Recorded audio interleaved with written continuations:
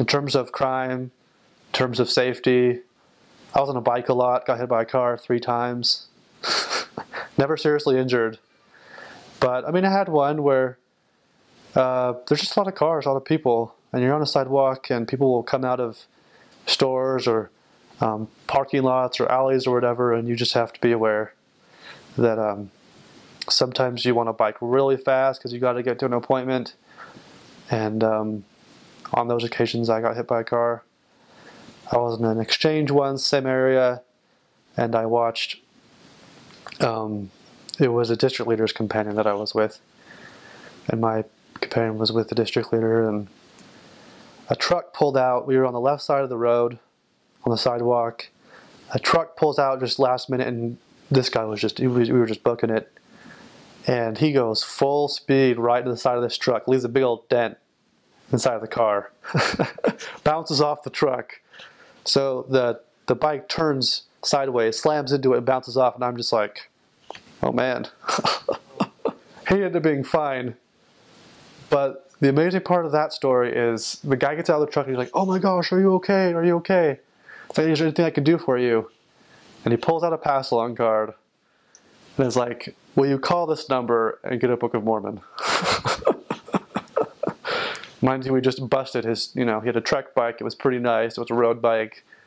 And it was partially busted. And we kept going. Hopped back on, kept going. So, in other circumstances, maybe not on the mission, where it might be, both people's faults, say you have a temper, you might throw a fit at that point, but you just learn to get past things.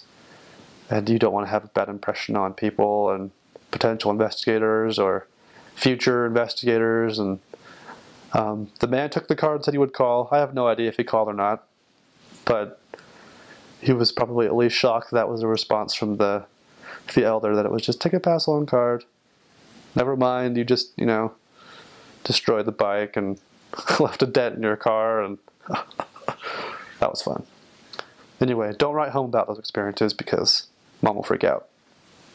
Trust me. I don't think I told my mom anything until after I got home. Other than that, gangs never bothered me.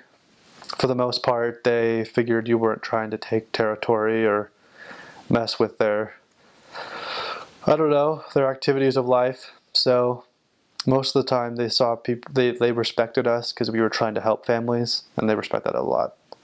They liked that you were religious. They liked that you were just trying to help people. So, I met people and missionaries that said, oh, I won't go back to my mission without a name tag.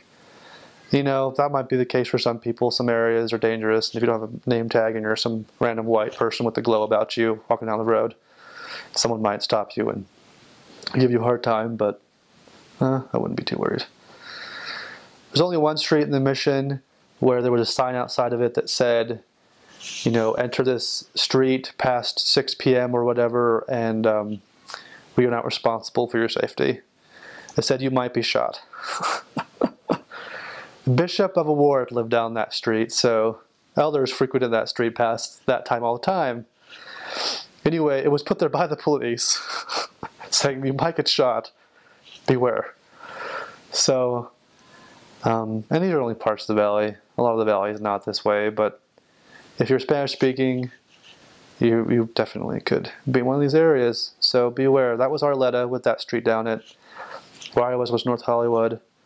Reseda had a lot of gangs, but that was where I spent the majority of my mission, 8 months, and I loved it. I had a companion get hit by a car in that area, so if it wasn't me getting hit by a car, it was my companion getting hit by a car on most of my areas at one point in our companionship, so we weren't very safe, I guess. Always wear a helmet. We always wore a helmet.